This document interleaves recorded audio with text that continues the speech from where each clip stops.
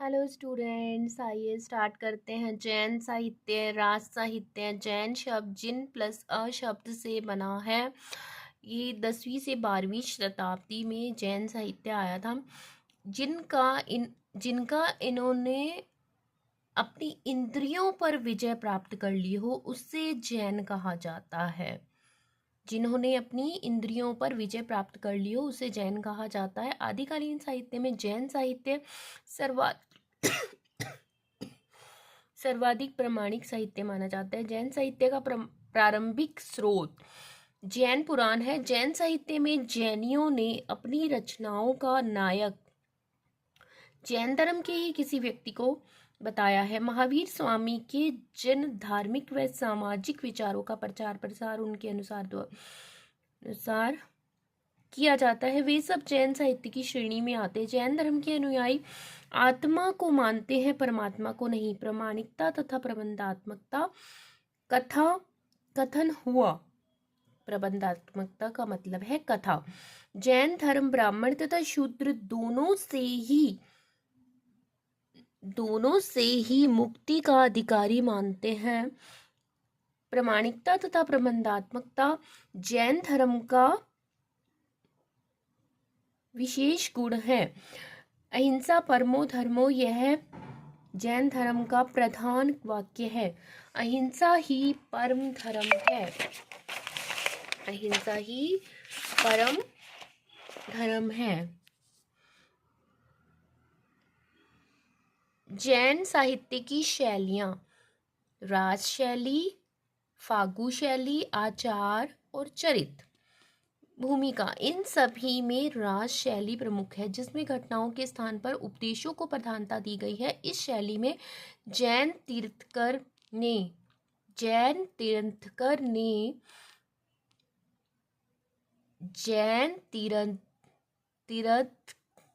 तीर्थंकर के जीवन चरित्र तथा वैष्णव अवतारों की कथाएं स्पष्ट रूप से रास नाम से पैबद्ध की गई। अपने धर्म के तत्व का प्रचार प्रसार करने के लिए जैन साहित्य लिखा गया। दया, करुणा, अहिंसा, त्याग को जैन साहित्य में प्रमुखता दी गई। राजस्थान तथा गुजरात में यह साहित्य खूब फैला।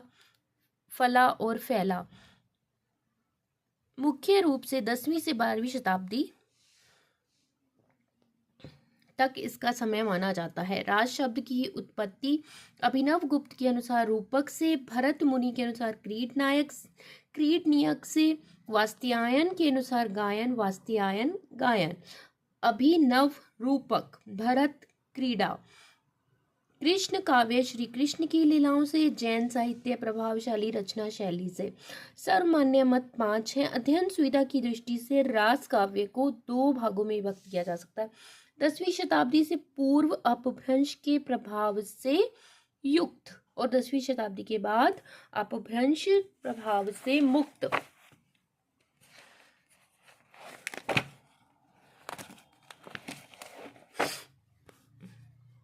पहला है शालिभद्र सूरी।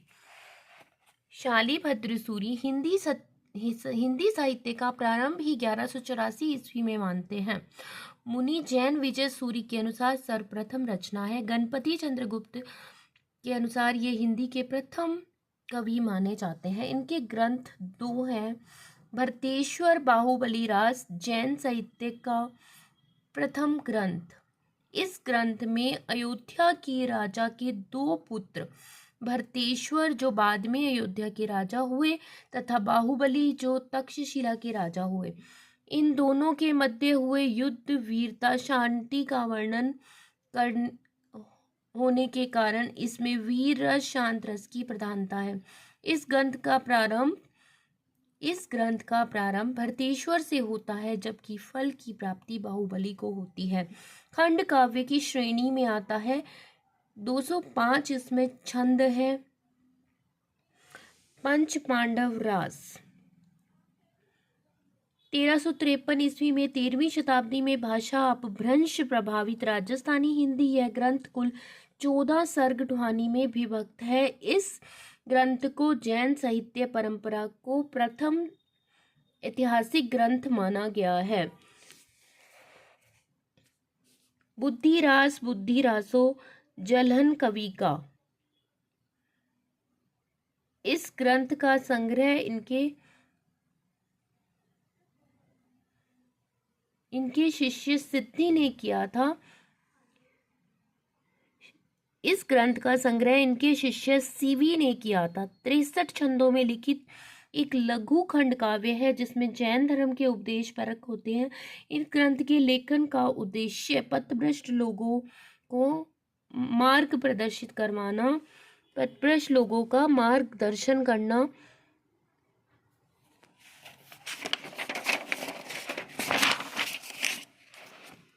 जिन धर्म सूरी स्थूलीभद्र रास समय 1209 ईस्वी। इस ग्रंथ में जैन मुनि स्थूलीभद्र के पावन चरित्र, संयम, जीवनचर्या का वर्णन है। इस ग्रंथ में यह भी बताया गया है कि जैन धर्म में दीक्षा लेने के बाद ही व्यक्ति मोक्ष का अधिकारी होता है। विजय सेन सूरी रेवंत गिरिवास।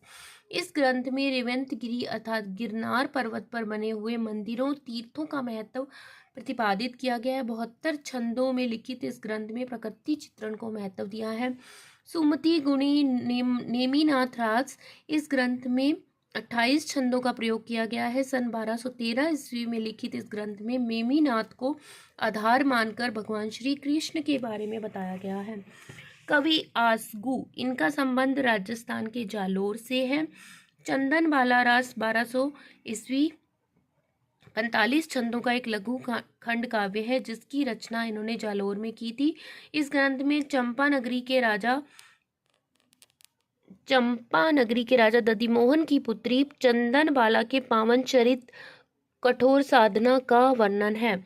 जीव दया रास महावीर स्वामी के उपदेशों को पद्यबद्ध किया गया है। वो थे 10वीं शताब्दी बाद अपभ्रंश से मुक्त, और ये है 10वीं शताब्दी पूर्व अपभ्रंश प्रभाव से युक्त।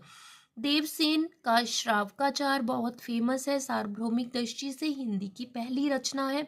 933 ईस्वी में लघु नयन चक्र दर्शन सार दव्य सहाय प्यास अपभ्रंश भाषा में लिखित है। दव्य सहाय प्यास, द्रव्य स्वभाव प्रकाश भी इसको कहा जाता है। स्वयंभू 693 ईस्वी 783 ईस्वी। इन्हें अपभ्रंश का प्रथम कवि कहा जाता है। पौंचर्यो यह अपूर्ण रचना है जिसे इनके त्रिभुवन ने पूरा किया। इसे अपभ्रंश की रामायण भी कहा जाता है। इस ग्रंथ में राम कथा का वर्णन है। जायसी की पद्मावत, तुलसी की रामचरित की तरह ही कड़वक शैली का प्रयोग किया गया है। इस ग्रंथ में स्वयंभू ने राम की माता का नाम अपराजिता माना है। रिट्ठिमेनिचर्यो स्वयंभू छंद के अनुसार सीता के अलावा राम जी की एक और पत्नी भी थी। इसी ग्रंथ के आधार पर स्वयंभू को अपभ्रंश का वाल्मीकि भी कहा जाता है। रामकुमार वर्मा के अनुसार स्वयंभू हिंदी के प्रथम कवि हैं। पुष्पदंत शिव सिंह सेंगर के अनुसार हिंदी के प्रथम कवि स्वयंभू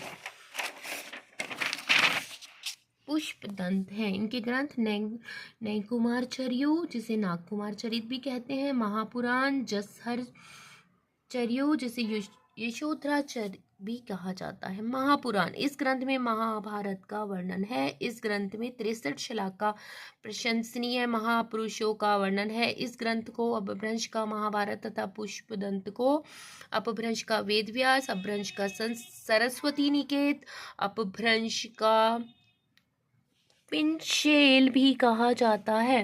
डॉक्टर नगेंद्र के अनुसार पुष्पदंत अपभ्रंश के भवभूति हैं। नागकुमार चरित पुष्पदंत मूलतः शैव मत के अनुयायी माने जाते हैं, लेकिन इस ग्रंथ के बाद में ये जैन धर्म में दीक्षित हो गए। धनपाल भविष्यत कहा 10वीं शताब्दी जोइंदू योगेंद्र 6ठी शताब्दी परमात्म प्रकाश योगसार।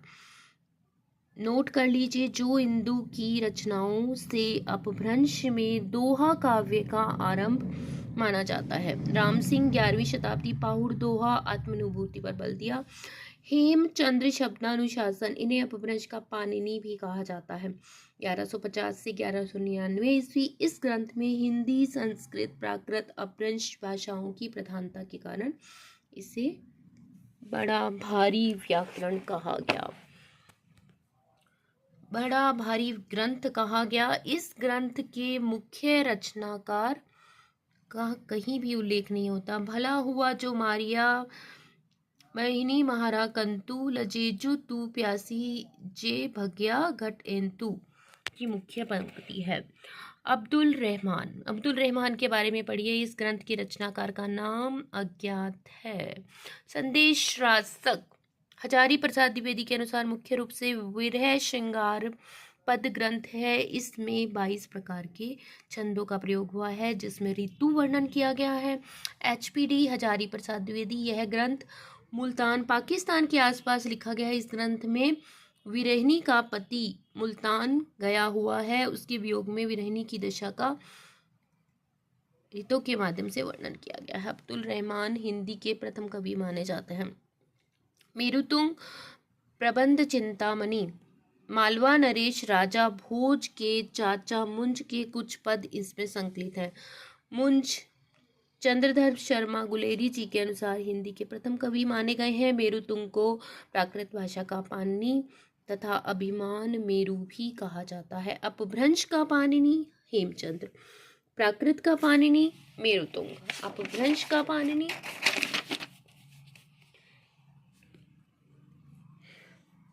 Okay, thank you student. Thank you so much for your support.